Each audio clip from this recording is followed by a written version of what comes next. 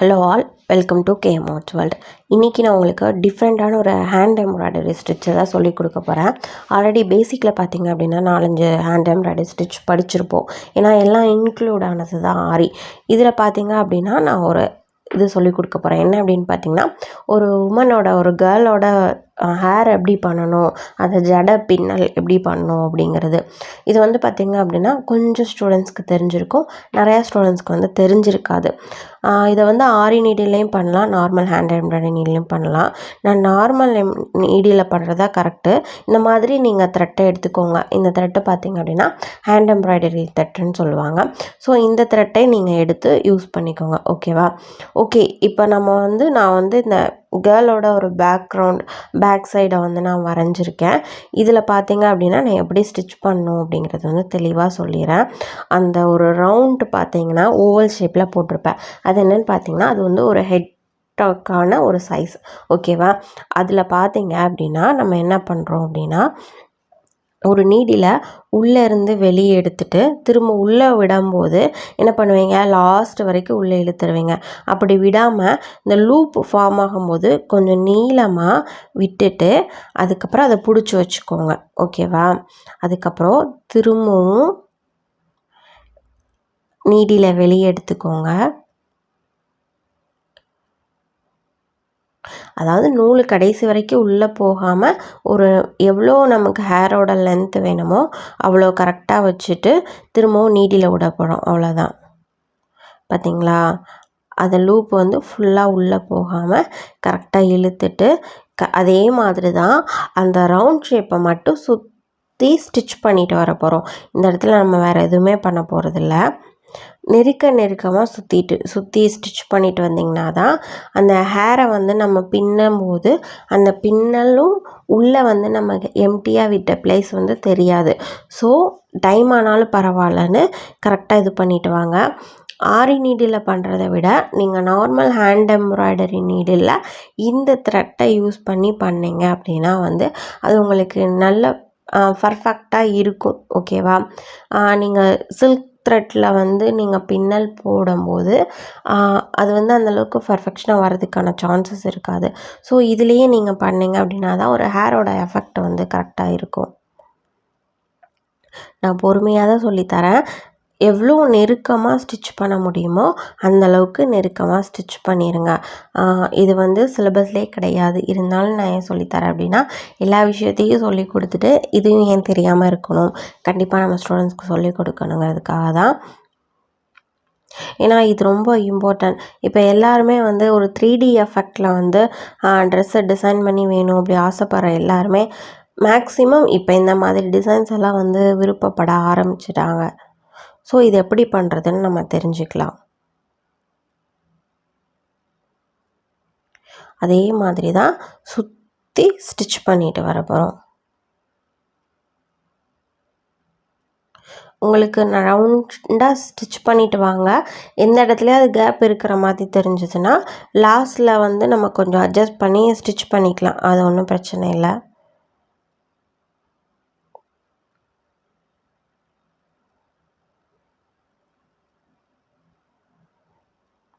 Okay, இப்போ பார்த்தீங்க அப்படின்னா லைனாக பாதி வரைக்குமே ஸ்டிச் பண்ணியாச்சு. இதே மெத்தடை யூஸ் பண்ணி ஃபுல்லாக பண்ணிடுங்க. நம்ம கொண்டு வர ஹேரோட லென்த்துங்கிறது கரெக்டாக இருக்கணும். ஒரு த்ரெட்டு மேலே ஒரு த்ரெட்டு கீழே அந்த மாதிரி இருந்துச்சுன்னா நம்ம என்ன பண்ணுவோம்னா அந்த ஹேரை நீளமாக இது பண்ணி லெவலாக கட் பண்ணிவிட்டு அதுக்கப்புறம் தான் பின்ன ஆரம்பிப்போம். ஸோ லெவலாக கட் பண்ணும்போது இன்னும் ரொம்ப மேலே போயிடும். ஸோ இவ்வளோ நேரம் ஸ்டிச் பண்ணதே கூட வேஸ்ட் ஆகிறதுக்கான சான்ஸ் இருக்குது. கீழே கொஞ்சம் லென்த்தாக நீங்கள் விட்டாலும் பரவாயில்ல, த்ரெட்டு கொஞ்சம் வேஸ்ட் ஆனாலும் பரவாயில்ல. அப்படி வேஸ்ட் ஆனால் எனக்கு கொஞ்சம் தான் வேஸ்ட் ஆகும். நீங்கள் ஒரு 1 hour ஸ்டிச் பண்ணிவிட்டு மொத்தமாக வந்து அதை எடுக்கிறதுக்கு இந்த மாதிரி கொஞ்சம் எக்ஸ்ட்ரா விட்டுறதுனால தப்பு கிடையாது. இப்போ நான் அங்கங்கே கொஞ்சம் கேப் விட்டுருந்தேன். அந்த கேப்பெல்லாம் இல்லாத மாதிரி இருக்கணுங்கிறக்காக என்ன பண்ணுறேன் அப்படின்னா, சுற்றி வந்து நான் ஒரு ஸ்டிச் மாதிரி கொடுத்துக்கிறேன். ஏன் அந்த ஸ்டிச் கொடுக்குறேன் அப்படின்னா, இதுக்கு முன்னாடி கொடுத்தது வந்து செக்யூராகவும் வச்சுருக்கோம். அந்த இடத்துல கொஞ்சம் ஃபில்லிங்காகவும் பார்க்குறதுக்கு தெரியும். நம்ம வந்து ஹேரை வந்து முன்னாடி பின்னாடி வலிச்சு பின்னுறோம் அப்படின்னா கூட அந்த பின்னலில் வந்து எந்த கேப்பும் தெரியாமல் இருக்கும். ஸோ அதுக்காக வந்து அந்த மாதிரி நான் உள்ளெல்லாம் எந்த இதுவுமே பண்ணலை. நீங்கள் பார்த்தீங்கன்னாலே தெரியும். ஒவ்வொரு தடவையும் நீங்கள் ஸ்டிச் பண்ணும்போது கவனமாக வச்சுக்கோங்க. சிக்க ஆயிடக்கூடாது. அது வந்து கவனமாக இருக்கணும். கொஞ்சம் அந்த மாதிரி சேஃப்டிக்கு வந்து ஸ்டிச்சிங் மாதிரி போட்டு விட்டீங்க, அதாவது வெளியேருந்து உள்பக்கமாக பார்க்குற மாதிரி போட்டிங்க அப்படின்னா கொஞ்சம் செக்யூராக இருக்கணும். ஏன்னா நம்ம மேலேருந்து தான் பின்னாடி இழுத்து போட்டு சீவுறோம். ஸோ அந்த இடத்துல வந்து கொஞ்சம் ஃபிட்டிங்காக இருக்கணும். ஓகே, இப்போ பார்த்தீங்கன்னா ஹேரோட லென்த் இந்த மாதிரி இருக்குது. இப்படியே நம்ம பின்ன முடியாது. அடியில் வந்து என்ன பண்ணணும் அப்படின்னா ஒரே அளவு ஷேப் வச்சுட்டு நம்ம கட் பண்ணி விட்டுக்கலாம். நம்ம ஹேரை கட் பண்ணிக்கலாமா?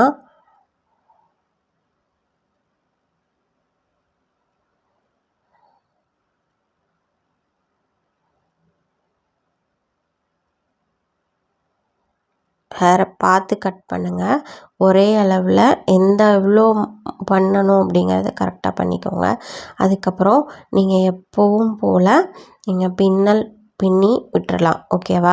நான் வந்து இதை மட்டும் இல்லாமல் ஒரு குட்டியாக எனக்கு தெரிஞ்ச மாதிரி ஒரு டிசைன்ஸையும் அப்ளை பண்ணி காட்டுறேன். உங்களோட கான்செப்ட் நீங்கள் ஒரு கேர்ளோட ஜடை பின்னல் பண்ணணும், அவ்வளோதான். நீங்கள் உங்களுக்கு பிடிச்ச மாதிரி எந்த ஒரு டிசைன்ஸ்னாலும் பண்ணி சப்மிட் பண்ணலாம். என்னோடய கிளாஸில் ஜாயின் பண்ணணும்னு நினச்சிங்கன்னா மேலே தெரியிற நம்பருக்கு கால் பண்ணுங்கள். கால் ரீச் ஆகலை அப்படின்னா நீங்கள் வாட்ஸ்அப் பண்ணுங்கள் கண்டிப்பாக. அதுவும் இல்லாமல் டிஸ்கிரிப்ஷனில் பார்த்தீங்க அப்படின்னா கிளாஸோட அட்மிஷன் லிங்க் கொடுத்துருப்பேன். அதில் கிளிக் பண்ணியும் நீங்கள் ஜாயின் பண்ணிக்கலாம். பின்னும்போது கரெக்டாக பிடிச்சி அழகாக பின்னுங்க.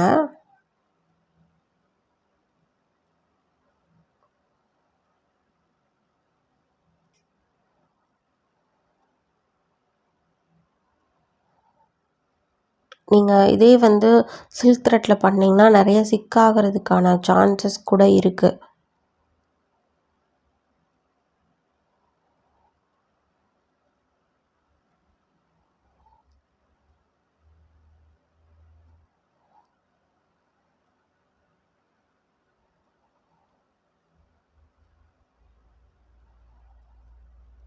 ஓகே, இப்போ நம்ம ஒரு கேர்ளுக்கு ஜடை ரெடி பண்ணியாச்சு.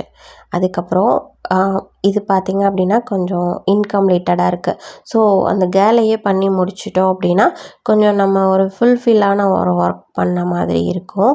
நான் ஹேண்ட் எம்ப்ராய்டரியில் தான் ஸ்டிச் பண்ணிகிட்ருக்கேன். இந்த ஸ்டிச் பேர் பார்த்திங்க அப்படின்னா ரன்னிங் ஸ்டிச்சுன்னு சொல்லுவாங்க. நீங்கள் வந்து இதுக்கப்புறமா நீங்கள் உங்கள் ஆரி நீடில் இருக்கிற இதை கூட பண்ணிக்கலாம். அதாவது செயின் ஸ்டிச் கூட அவுட்லைனாக கொடுத்து இது பண்ணிக்கலாம். உங்களோட இந்த ஸ்டிச்சை வந்து ஒரு ஜடை பின்னலை நீங்கள் பண்ணணும், அதுதான். ஓகேவா? மற்றபடி இந்த பேக் சைடான டிசைன் உங்களுக்கு எது பிடிக்குதோ அதை நீங்கள் பண்ணிக்கலாம். எனக்கு பிடிச்சதை நான் பண்ணியிருக்கேன். ஓகேவா? ஏன்னா ஹேண்ட் எம்ப்ராய்டரியில் தான் அதையும் பண்ணோம். இதையும் ஃபுல்லாக அதுலேயே முடிச்சிடலாம் அப்படிங்கிற ஒரு கான்செப்ட் தான். அவுட்லைனுக்கு ஃபுல்லாகவே ரன்னிங் ஸ்டிச் தான் கொடுத்துருக்கேன். இது பேர் செயின் ஸ்டிச் கிடையாது, ரன்னிங் ஸ்டிச், ஓட்டு தையல் அந்த மாதிரி சொல்லுவாங்க.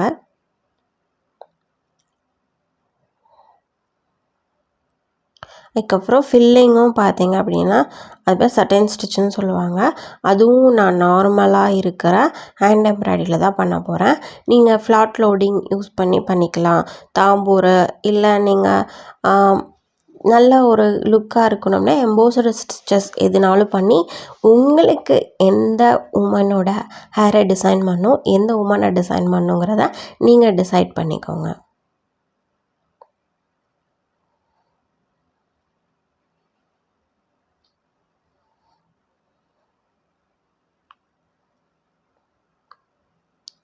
சிம்பிளான ஒரு ஒர்க்கு, ஆனால் இது ப்ரைடல் ஒர்க்கு. இது பார்த்திங்க அப்படின்னா ஒரு 3D எஃபெக்டில் கொஞ்சம் கிராண்டாக இருக்கும். உங்களுக்கு ப்ரைஸ் பார்த்திங்க அப்படின்னா கொஞ்சம் அதிகமாக கூட்டி கொடுக்கணும். அதுக்கப்புறம் பார்த்திங்க அப்படின்னா ஒரு டிஃப்ரெண்ட்டான ஒரு இடத்துல நிறையா பேர் ட்ரெஸ் பண்ணியிருக்காங்க.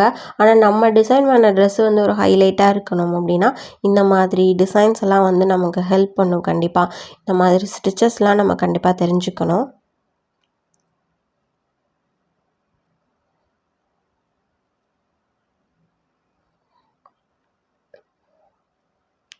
ஃபுல்லாக அவுட்லைனுக்கு பார்த்திங்க அப்படின்னா நான் இந்த ரன்னிங் ஸ்டிச்சஸ் தான் கொடுத்துருக்கேன். அதுக்கப்புறம் பார்த்திங்க அப்படின்னா இதிலேயே நான் வந்து லோடிங் ஸ்டிச் கொடுத்துட்ருக்கேன். ஓகேவா? நீங்கள் வந்து உங்களுக்கு ஈஸியாக இருக்கணும் அப்படின்னா நீங்கள் ஆரி நீடிலே லோடிங் ஸ்டிச் கொடுங்க. இதில் லோடிங் ஸ்டிச் கொடுக்குற மாதிரி இருந்ததுன்னா ஃபஸ்ட்டு கொஞ்சம் கேப் விட்டு கொடுக்குற மாதிரி, ஏன்னா உங்களால் நெருக்கி ஒட்டி வந்து அந்தளவுக்கு ஃபில்லிங் கொடுக்க முடியாது. இந்த மாதிரி பண்ணிவிட்டு திரும்ப எந்த இடத்துலலாம் கேப்பு தெரியுதோ அந்த இடத்துலலாம் ரிவர்ஸில் ஸ்டிச் பண்ணிட்டு வந்தீங்க அப்படின்னா கண்டிப்பாக அது வந்து ரொம்ப ஃபில்லிங்கான ஒரு அதாவது அடியில் இருக்க பேஸ் கிளாத் தெரியாத அளவுக்கு ஒரு கரெக்டான ஒரு ஃபில்லிங் ஸ்டிச்சாக வந்து இது கண்டிப்பாக இருக்கும்.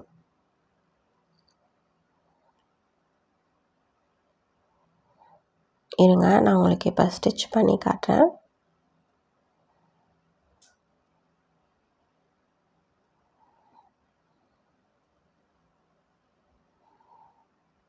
ஓகே, இப்போ பார்த்தீங்கன்னா உங்களுக்கு தெரியும் ஆரி நீடில் பண்ண அதே லோட் ஸ்டிச் மாதிரி தான் இதுவும் இருக்கும்.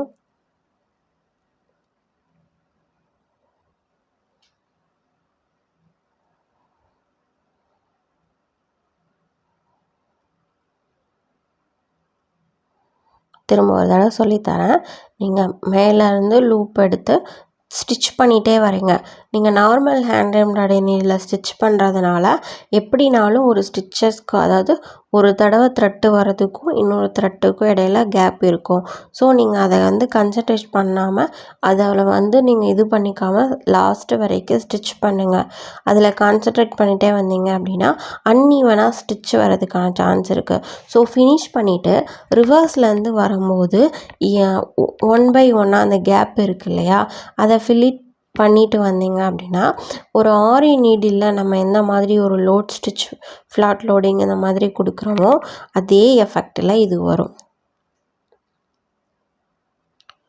ஓகே, அதுக்கப்புறம் நான் சைடில் இருக்க ஃப்ளவர்ஸ் அதெல்லாம் பண்ணியிருப்பேன். அதெல்லாம் நீங்கள் ஆல்ரெடி படித்த ஒரு ஸ்டிச்சு தான். இப்போ ஸ்டிச்சோட கான்செப்ட் வந்து ஜட பின்னல் தான். அதை நான் உங்களுக்கு தெளிவாக சொல்லி கொடுத்துட்டேன்னு நினைக்கிறேன். ஃபைனலாக இந்த ஒர்க்கை ஃபினிஷ் பண்ணதுக்கப்புறம் இதோட அவுட்லுக் எப்படி இருக்குது அப்படிங்கிறத நான் உங்களுக்கு காட்டுறேன். நீங்களும் ஒரு கேர்ளுக்கு ஜட பின்னல் பண்ணி ஒரு கேர்ளையும் அழகாக பண்ணுவீங்கன்னு நான் நினைக்கிறேன். ஏன்னா இதுக்கு முன்னாடி நிறையா ஸ்டிச்சஸ் பண்ணியிருக்கீங்க. இந்த வீடியோ பிடிச்சிருந்தா மறக்காமல் ஷேர் பண்ணுங்கள், சேனலை சப்ஸ்கிரைப் பண்ணுங்கள். தேங்க்ஸ் ஃபார் வாட்சிங்.